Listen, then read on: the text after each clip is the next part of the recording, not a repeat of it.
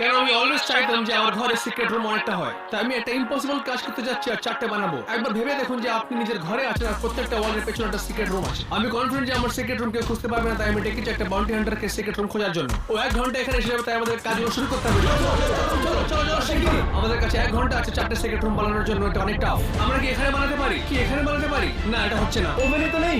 না, এখানেও নেই। জায়গা খুঁজতে হবে, জায়গা খুঁজতে হবে। এখানে দেখছি না, এটাও কাজ করবে না।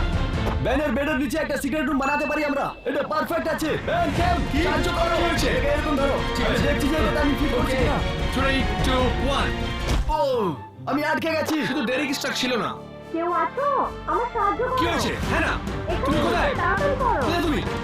ওকে কি গাইস, তুমি কি করছিলে এখানে? আমি সিক্রেট রুম খুঁজছিলাম। সেটা অনেকই ছোট আছে।